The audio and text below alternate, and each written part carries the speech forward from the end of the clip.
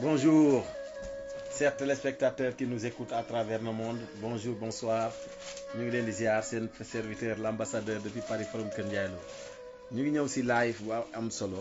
Un live inédit. On va parler des séries de défaites, de déceptions, de contradictions, mensonges de Ousmane Sonko Pastef suite à son voyage en Chine et que Ousmane Sonko himself, selon le tribunal, selon la décision issue du tribunal contre son procès vers Mame Mbaye Niang, Ousmane Sonko ne peut plus être candidat aux élections de présidentielles de 2029 ni aux élections locales, etc. et autres.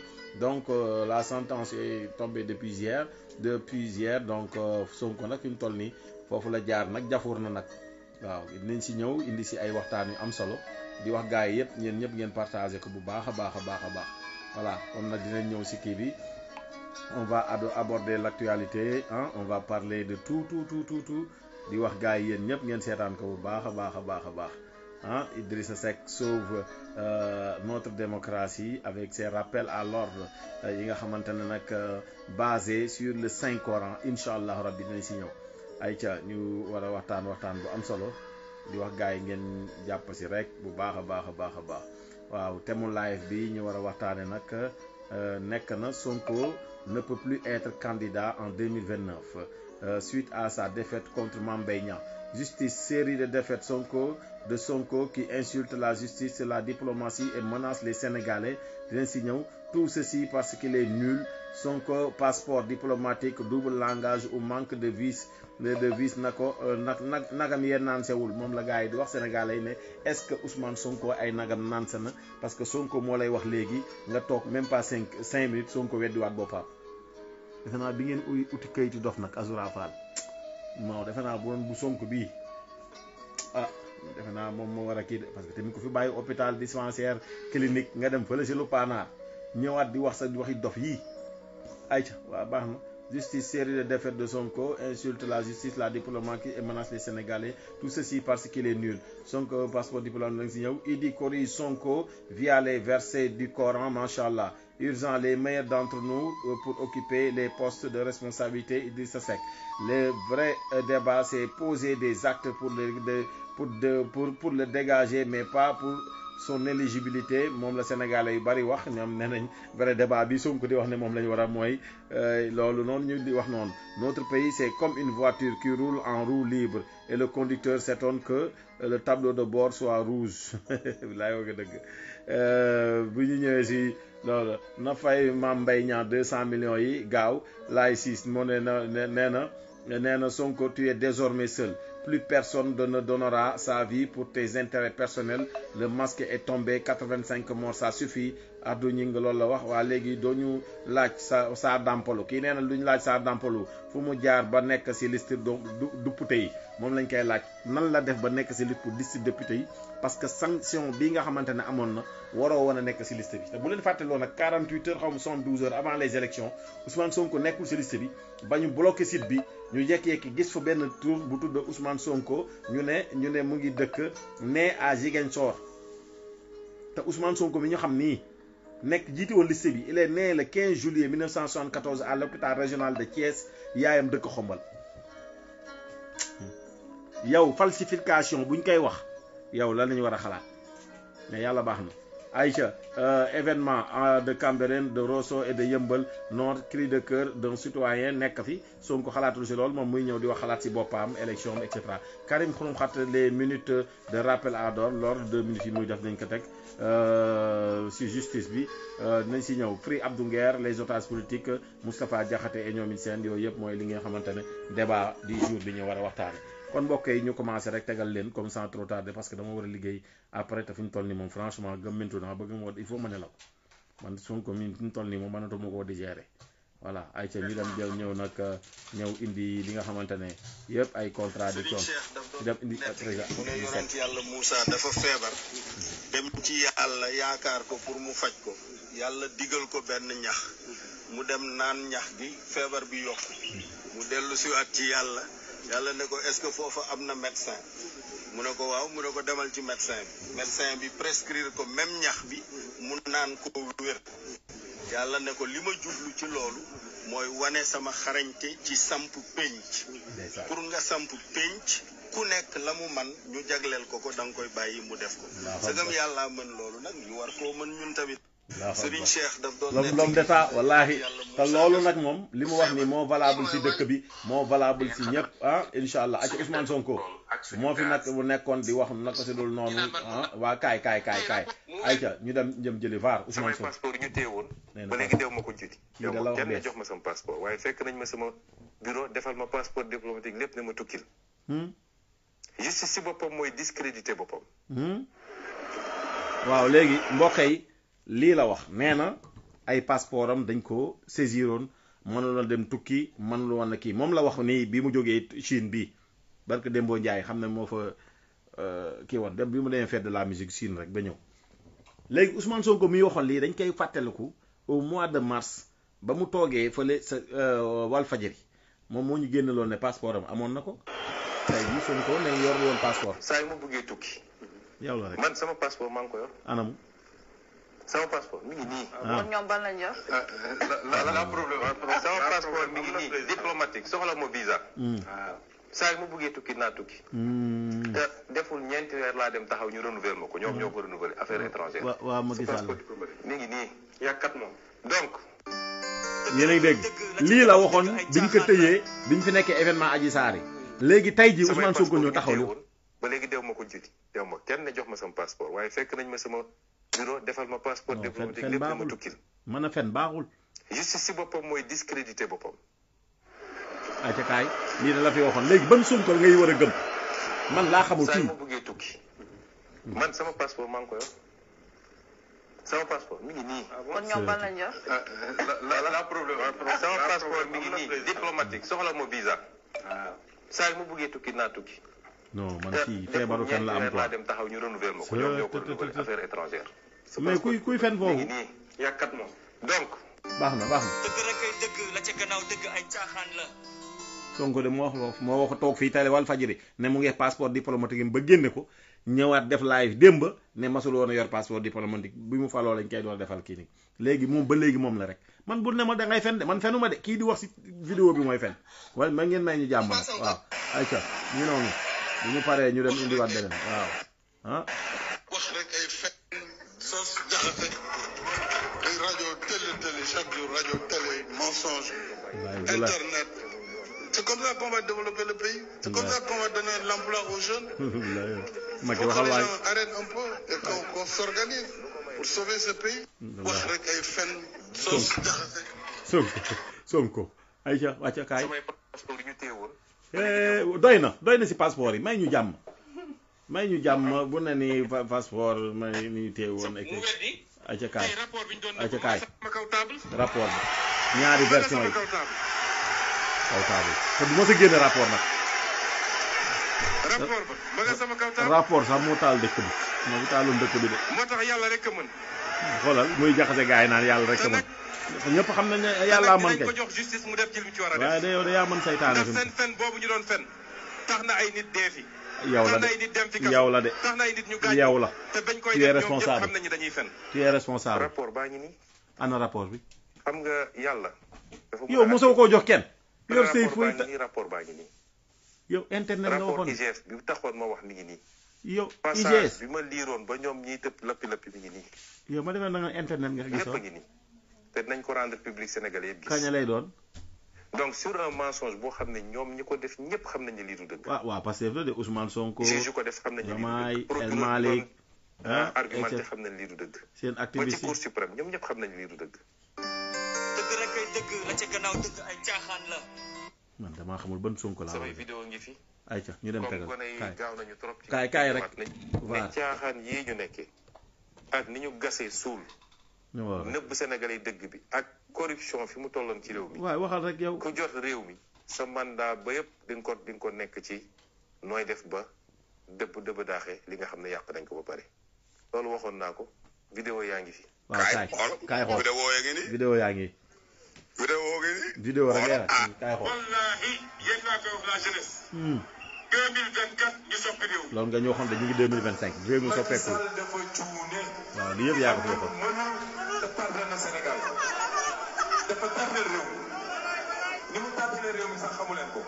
mais lépp c'est une question de volonté politique ceeb diwlin suukar ak électricité ak Karim Meïssa ziar naa la gaz dina wàññeeku ci Sénégal. Idi Diop ziar naa la loolu su ngeen ne mën nañ ko def xam ngeen ni mën nañ ko def dinaa def ko def te defagoo ko lu ci teg ñaari weer te li ma wax nii appliqué wuñu ko Sénégal yëpp gis ko seen bët. ñaari weer nga wax de passé na ñaari weer ñu ngi 16 mois presque ah Sonko ay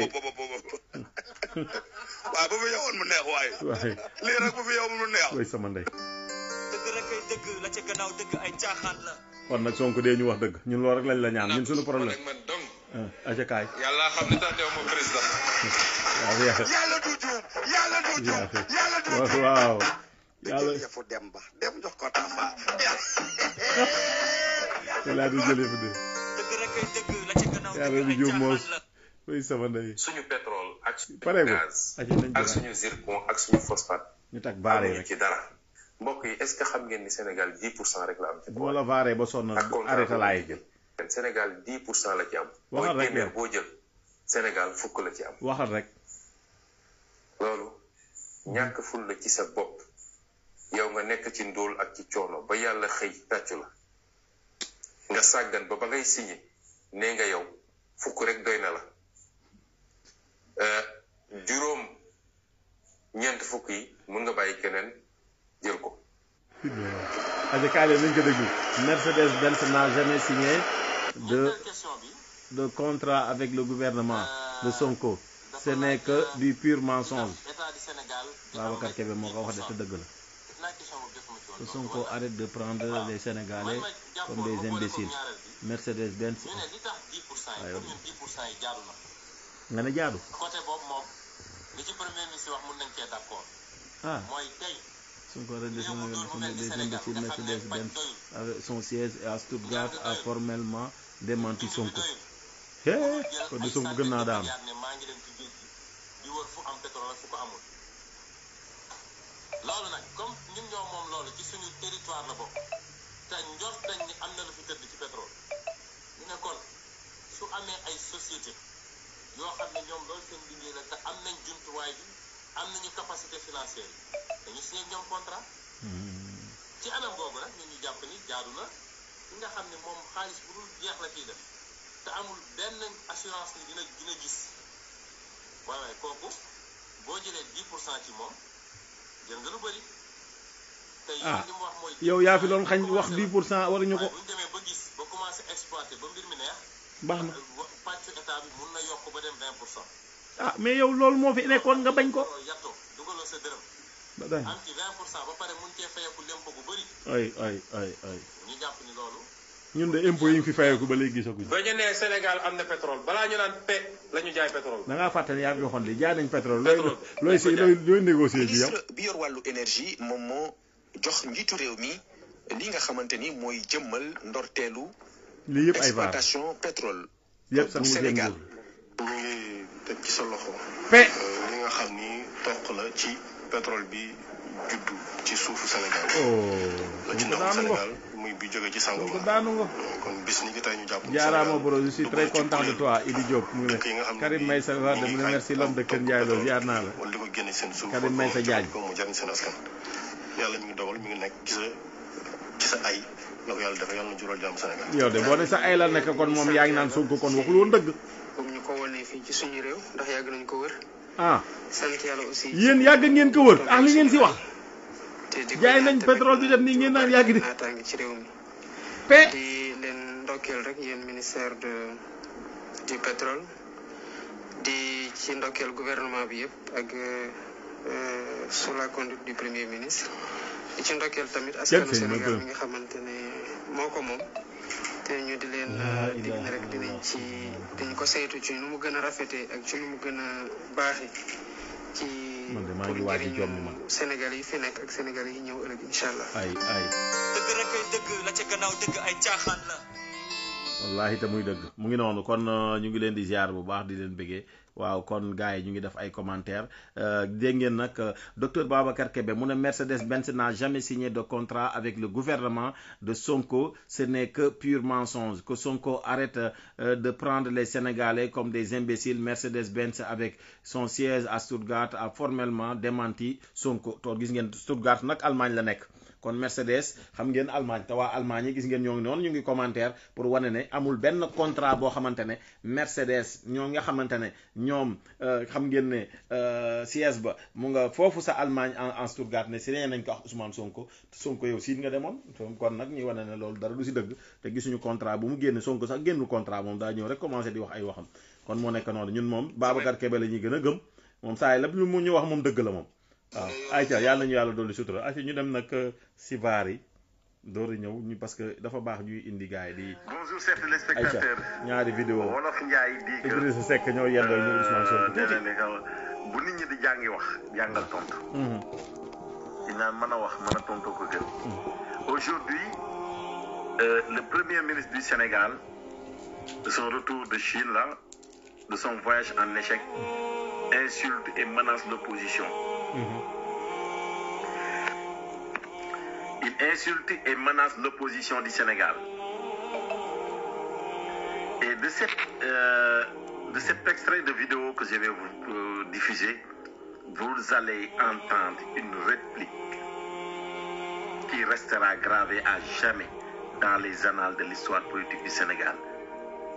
Ousmane Sonko va parler, mais il y a une vidéo d'Idrissa Seck, une vidéo virale, dont les patriotes guinéens avaient même pris pour prendre exemple, pour dire que cet homme-là, Idrissa Seck, c'est lui qui mérite d'être le dirigeant même de l'Afrique. Parce qu'on fait il disait que la Guinée ou bien l'Afrique a besoin des vrais hommes d'État, patriotes, et qui ont une éthique, une dignité de la trempe du président d'Idrissa Seck. C'est une marche pour réussir, une marche très réussite. Allez, on va écouter Ousmane Sonko et ses menaces. Sache que Ndiaye Doole baaxul. Sache que seul Dieu est puissant, pas toi. Tes menaces là, range tes menaces. Nguur baaxul quoi. Mais waxal nag ñu dem jëli ji Idrissa Seck dafa mel ni waxu Idrissa Seck bi tey jii la koy door a waxal. Allahu akbar. L'homme d'État. Ay gaa ñu dem vaar. Aïcha Ousmane Sonko dina wax mais Idrissa Seck tontu la tey de wax ji dafi tege. Allahu akbar. Yàlla yàlla defal jàmm asalaam. waaw yëg boppam baaxul. Ambassadeur depuis Paris from Kër Ndiaye loolu dem. man ak man dong yàlla xam li tax dew ma président. waaw yàlla xam yàlla te yàlla boo ko mas a doon. bu doon man ak man amiin dong waay. wax ji dina néew léegi ci réew mi. parce que ñi warul wax rek kay wax. moom danaan wax ji day néew. ñi waroon noppi tey si suba gi def ñoom rek kay wax fi mu toll nii. yow waroon raser mieux. Allez lui dire que lui-même n'a aucun pouvoir sur mon destin. lan yusibana illa ma kataba Allahu lana wa maulana wa ala Allahi falyatawakkalil mu'minun. Ne m'arrive que ce qu'Allah aura prescrit. Et allez lui dire que ce manque de puissance là vient du fait que lui-même n'est qu'un ancien spermatozoïde et un futur cadavre. Dans cet intervalle, il n'y a que l'usufruit de puissance pour un temps, il n'y a pas de puissance. Wala hawla wala quwwata illa billah. La puissance n'existe et ne réside qu'en Allah. Nulle part ailleurs. Allez lui dire ça. Bonjour chers téléspectateurs. Wolof Njaay di que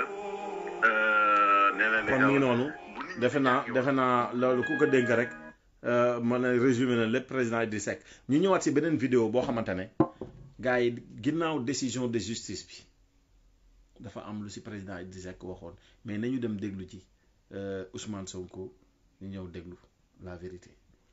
Voilà. Le tribunal, la Cour suprême de Dakar vient d'invalider le recours d'Ousmane Sonko. Sonko a eu tort, condamné par le tribunal de Dakar pour diffamation et il doit payer 200 millions de francs CFA à Mame Mbaye Niang pour dire que c'est un homme politique qui n'a jamais dit la vérité depuis de 2014 jusqu'en 2021, 2025 du moins. 11 ans que Ousmane Sonko accuse tout le monde de voleurs, de diabolistes, diffamés, calomniés, sans fournir une seule preuve sur la table. C'est pas ça la politique. Mentir sur son prochain, dire des contre-vérités. Moi j'ai eu froid. C'est ça. Donc, ngir yàlla yonante bi del wax askan bi dëgg. VAR numéro 50 867 68 69 de Ousmane Sonko. Mame Mbaye Niang a eu raison sur toi. Et les propos du président Idrissa Seck confirment. Allahu Akbar. Gars yi ñu dem déglu Idrissa Seck.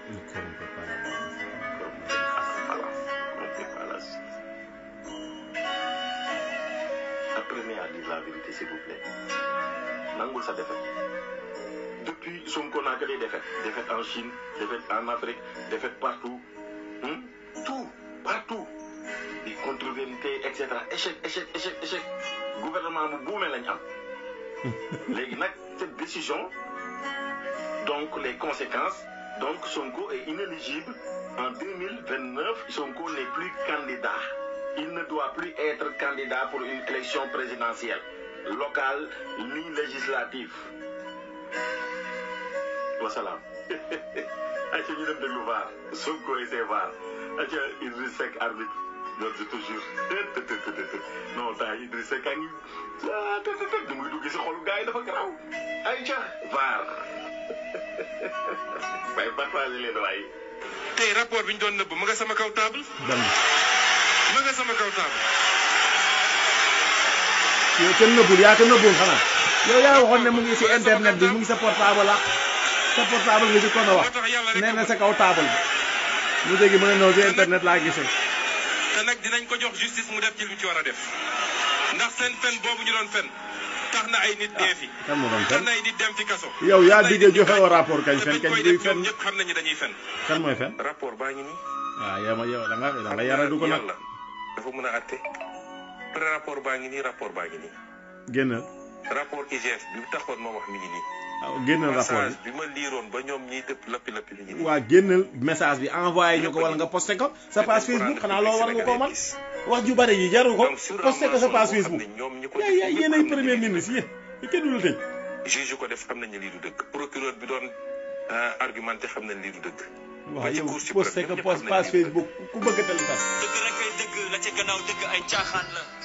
gaay kii caaxaan la xam nga Ousmane Sonko injustice bi mu bëgg a jaay Sénégalais yi moo dul dox yow rapport bu amoon yow di nga ñu génnal rapport bi teg ñu ko de un beneen bi mooy yow injustice bi ngay jaay na dañ la jaay doole barke Dembo Ndiaye teg nga ko Barthélemy Dias yéen a àndoon lu nekk wax nga ko défendre ngeen ko tey bi si sa nguur yow yax Jomaay Fay si la Barthélemy Ndiaye bañ a nekk maire si la Barthélemy Dias ñàkk li nga xamante ne mooy kiyom te tey moom moo jekkoon si moom muy wax ne injustice la wala dal si nguur gi parce que yéen a waxoon ne justice amul benn tribunal bu ko war a mën a révoquer pour mu nekk ki yax yooyu noonu ànduma Barthélemy Dias mais je dis la vérité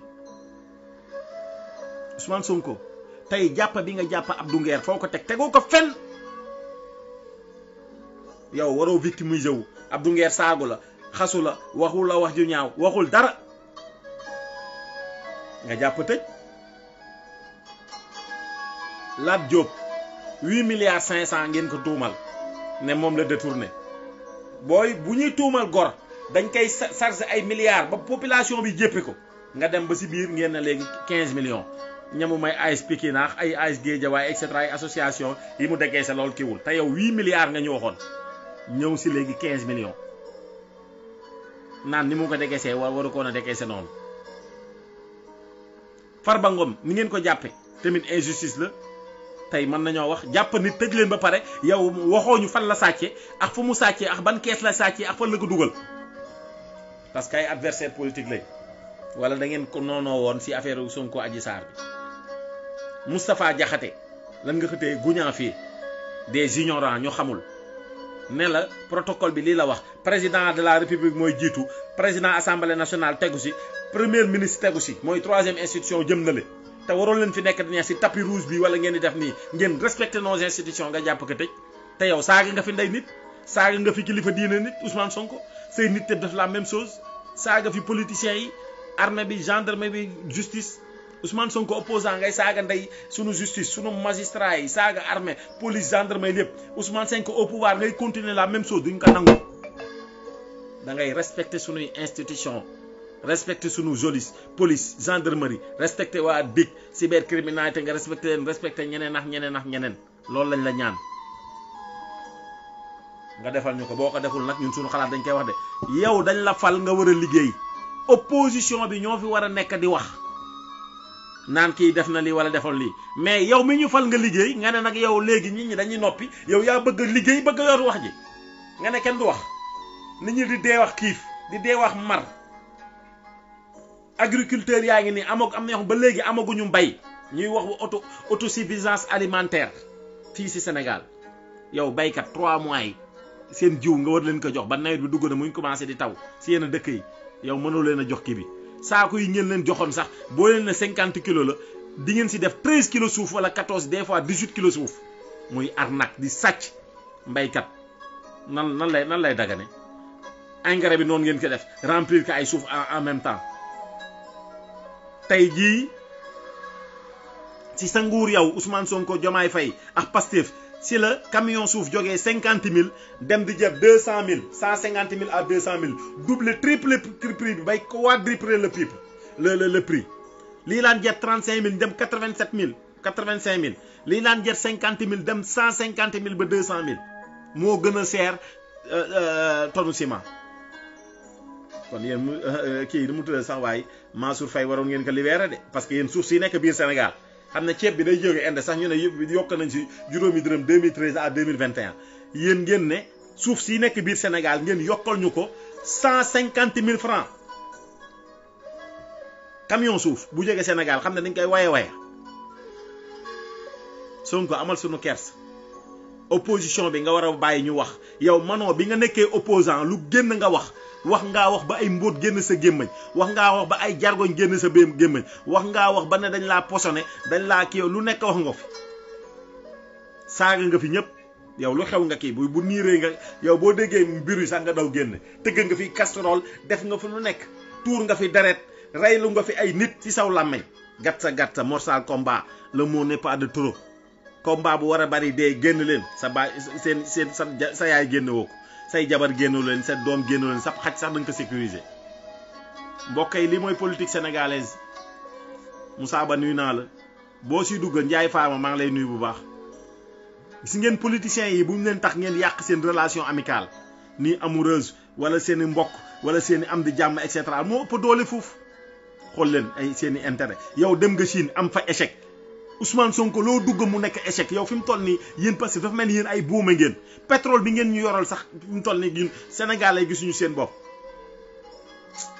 daal lañu yàlla musal si yéen li ñu war a wax moo bari mieux vaut subir l'injustice que de la commettre te ngeen bàyyi relation yi ngeen di yàq ngeen relation diggante yëpp yàq ngeen leen voilà yàlla nañu yàlla doole sutura ñu lam jëli ji Abdou Karim Gueye ñu ñëw.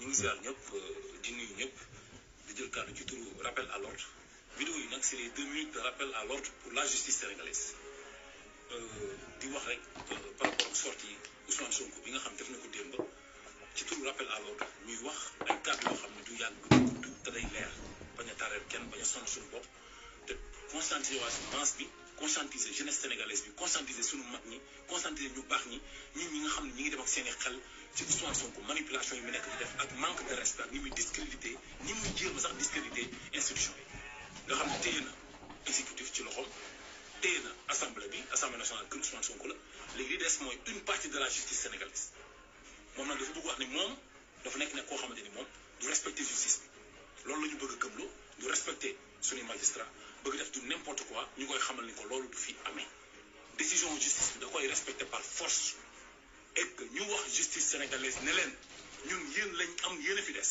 chaque fois wax te le peuple sénégalais est derrière vous devant vous derrière vous yéen rek a fi des pour sauver ce pays là parce qu'on va pas laisser ce pays là ak beneen nit mu nekk di ko foobe ak beneen nit mu nekk di def lu ko neex wallaahi di discréditer armée bi taxaw sondage général Kanté wax lu nekk ci armée jéem ko discréditer armée sénégalaise jóge ci di discréditer di jéem a discréditer administration bi di wax ay falsification de chiffres di jéem a discréditer encore Sénégal dund nañu politique dund yu graaw yooyu de. ci régime Sonko la gars yi dund politique dund yu métti yooyu. wallaay ci politique ci régime Sonko la. wallaay dara wàllu ko parce que dañoo gis ne dañ ko doon jaay doole. bu jëkkoon loolu la woon de moo taxoon gars yi ne xaaral ñu kii ko waaye léegi gis nga fi ñu mujjee ñun tas na sunu yaakaar kii na ak ñu dem jëli booy bi nag am na lu mu am solo.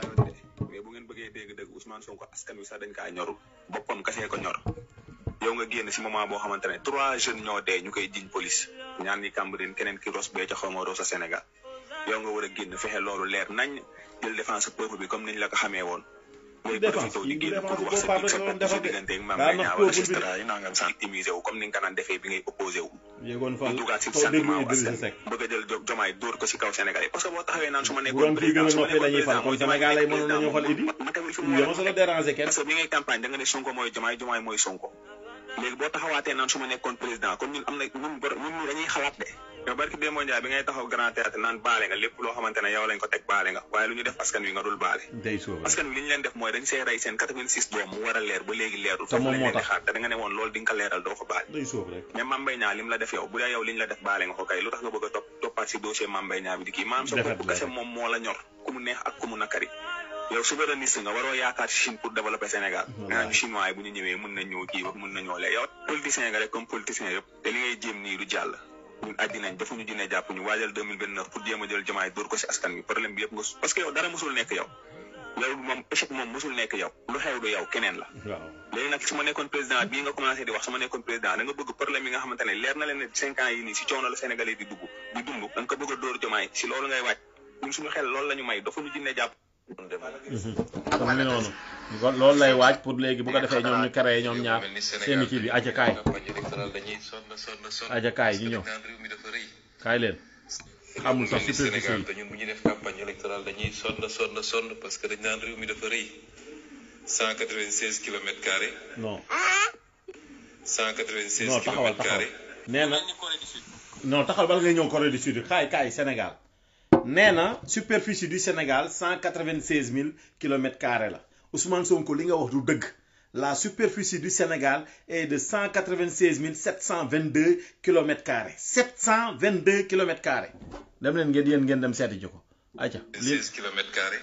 kaay. électoral dañuy sonn parce que dañ naan réew mi dafa rëy 196 kilomètres carrés. dégg nga 196 la wax te 196 722 xale yi bu leen ko dugal dem na Corée du Sud.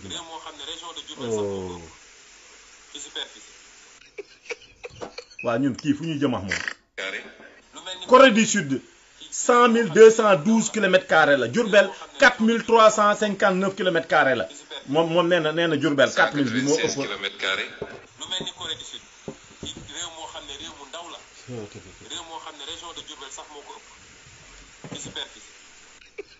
gars yi bàyyi ma arrêté live bi parce que lii man mënuma ko digérer quoi yii fen yii wax lu dul dëgg nga nekk ci Sénégal di wax ci àdduna bi di wax ay décision di wax loo xamante ne lii dara du ci dëgg waaye lii man live bi mënuma koo continuer waaye lii mënuma koo continuer yaa yee di jaamu ay estati non lii fon lii dañuy de kii de Sonko day sayute waaye Sonko day sayute quoi lii tooñ la quoi yow nga bëgg a jiite Sénégal xamoo superficie du Sénégal xamoo superficie Corée xamoo superficie Diourbel xamoo superficie fen dara di wax non mais c'est grave quoi c'est grave